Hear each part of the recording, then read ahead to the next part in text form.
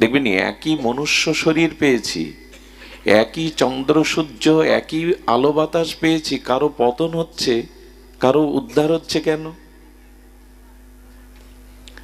সকলের জন্য সুযোগটা তো সমান নাকি? 24 ঘন্টা তো সকলের জন্য সমান।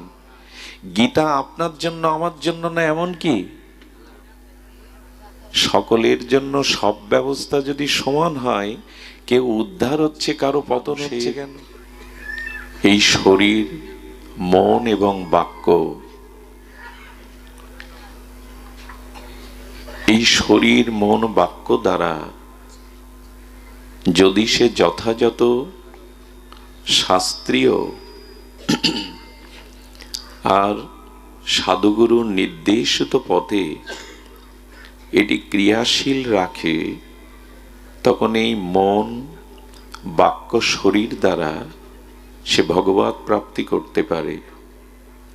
আর যদি অকার্যচিত অর্থাৎ শাস্ত্র এবং সাধু বর্জিত, যদি সে শরীর মন এবং বাক্য শাস্ত্র বর্জিত জীবন চর্চার পথে পরিচালনা করে, তবে এই তিনটি দ্বারাই তার পতন হয়, স্খলন হয়, নরকগামী হয়। এখন সিদ্ধান্ত আপনার আমার চিন্তা বিবেকের কাছে। শরীর পেয়েছি, মন পেয়েছি, বাক্য পেয়েছি, এই তিনটি তত্ত্বের দ্বারা আমার আত্মকল্যাণ করব না আমার আত্মস্খলন বা পতন হবে, নির্ভর করছে আপনার উপরে। সিঁড়ি দিয়ে আপনি উপরে উঠুন, নিষেধ নাই। আবার আপনি প্রয়োজনে নিচে নামুন, একটি তো সিঁড়ি। তেমন মন, বাক্য এবং আমাদের শরীর, এই তিনটেই উদ্ধার বা পতনের কারণ। খুব মার্মিক একটি বিষয় যদি ধ্যান দেন। আচ্ছা, আমরা যে শরীর পেয়েছি, এখানে নরনারী, শিশু, কিশোর, মূর্খ, বিদ্বান, ভিখারি এবং রাজা, প্রত্যেকের শরীর একই উপাদান দিয়ে তৈরি। এমন নয় যে যুবরাজের শরীরটার কিছু বেশি উপাদান দিয়ে গঠন করেছেন ভগবান। সকলের শরীরে একই 5 তত্ত্ব বিরাজমান, কম বেশি নাই। আচ্ছা, শরীর একই বস্তু দিয়ে, একই উপাদান দিয়ে প্রত্যেকের শরীর নির্মাণ হয়েছে। আবার ভগবান বললেন, রাজার জন্য বা প্রজার জন্য 24 ঘন্টা সময় সকলের জন্য বরাদ্দ। দিন রাত 24 ঘন্টা রাজা বেশি প্রয়োজনীয় বলে তার জন্য 26 বা 28 ঘন্টা নয়, সকলের জন্য 24 ঘন্টা। আবার সকলের জন্য সূর্য, চন্দ্র, মাটি, বায়ু, জল সমানভাবেই আমি দিয়েছি। নির্ভর করছে এই শরীর পেয়ে তুমি অকার্য অশাস্ত্রীয় কাজের দ্বারা তুমি পতন করবে নিজের, না উদ্ধার হবে। শরীর ব্রহ্ম সাধনার খলু, অর্থাৎ ব্রহ্ম সাধনার উপকরণ, আবার শরীরই পতনেরও উপকরণ। নির্ভর করছে আপনার উপরে।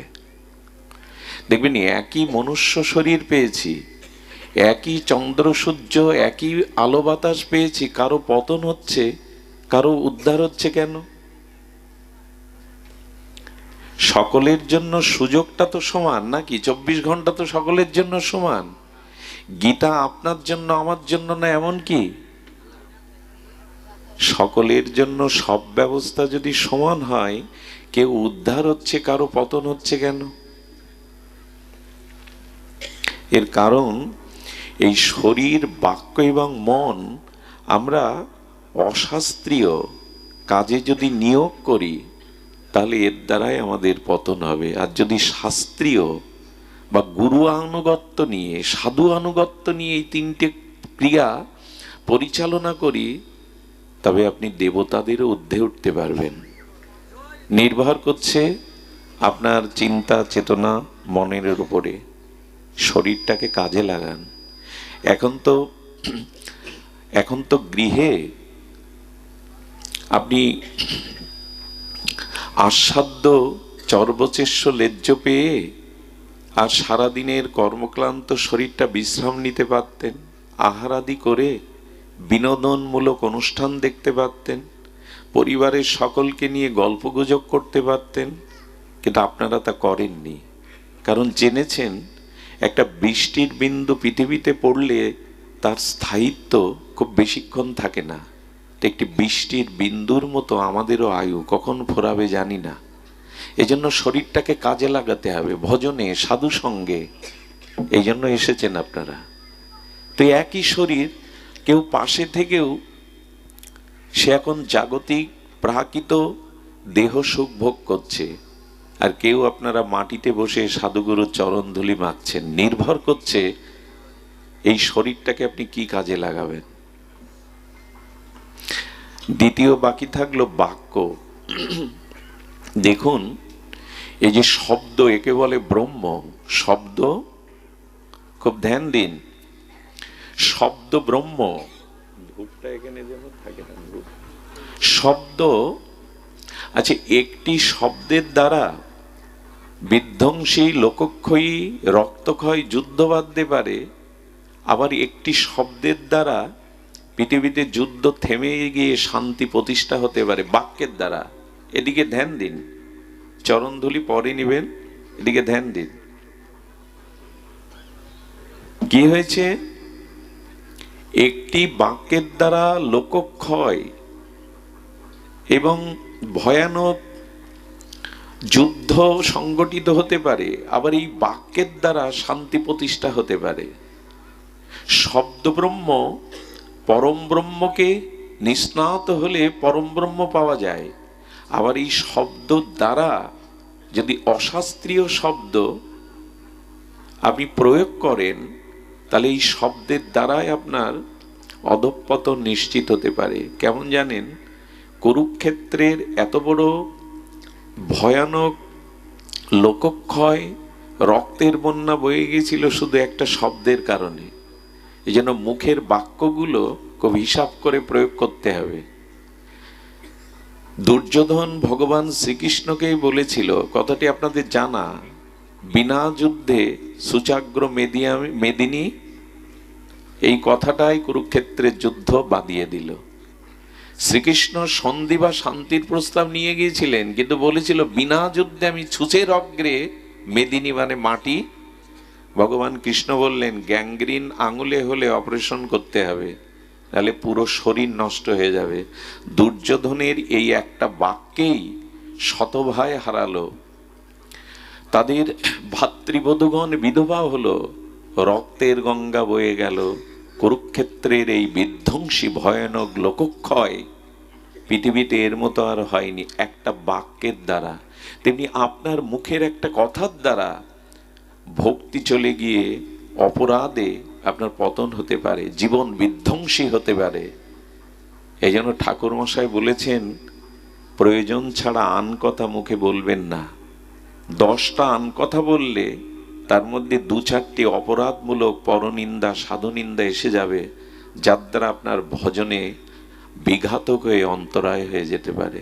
কথা যত সংযত বলবেন, কথা যত শাস্ত্রীয় বলবেন, কথা যত বিবেক এবং বিচার দ্বারা বলবেন, ততই বাক্য আপনার আত্মকল্যাণের, আপনার উদ্ধারের পথ রচনা করে দেবে। আবার এই বাক্যই জগতে পতন, স্খলনের কারণ হয়ে দাঁড়াবে। নির্ভর করছে আপনার উপরে। এখানে কেন এসেছেন জানেন?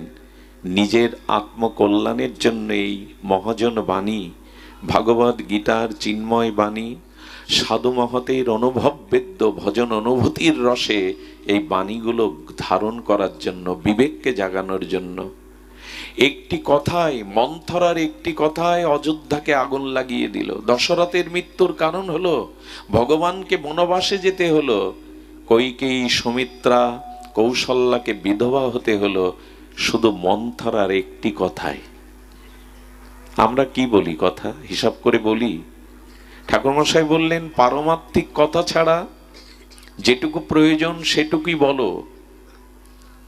কথাই নির্ণয় করে দেয় তোমার ব্যক্তিত্ব, তোমার চলা বলা, আর যা কিছু যুদ্ধ বিগ্রহ তাই বাক্য বাণের দ্বারা। কাউকে তীর বা বাণ মারলে ক্ষতস্থানটা নিরাময় হয়ে যেতে পারে, কিন্তু বাক্যবাণ এমন একটা বাণ, এর ক্ষত সারা জীবনেও সারে না। লক্ষ্য করেছেন? বাক্যবাণ এটা এই যুদ্ধের বাণের থেকে ভয়ানক। কারো গায়ে তীরের বাণ লাগলে নিরাময় হতে পারে, কয়েক বছর সেরে যেতে পারে, কিন্তু বাক্যবাণটা সারা জীবন ক্ষত তৈরি করে। দ্রৌপদীকে অপমান করার এই স্পৃহাটা, বস্ত্রহরণের স্পৃহাটা দুর্যোধনের কবে জেগেছিল জানেন? ইন্দ্রপ্রস্থে গিয়েছিল দুর্যোধন। ভগবান শ্রীকৃষ্ণ বিশ্বকর্মার দ্বারা নির্মাণ করেছিলেন এই চিন্ময় একটি গৃহ, ইন্দ্রপ্রস্থ। ওখানে জল আছে সামনে, কিন্তু মনে হবে সমান। দুর্যোধন ওই সমান জায়গা মনে করে ওখানে হাঁটতে গিয়ে জলে পড়ে গিয়ে হাবুডুবু খেলো। দ্রৌপদী উপহাস করে একটা কথা বলেছিল, অন্ধের পুত্র তো অন্ধই হয়।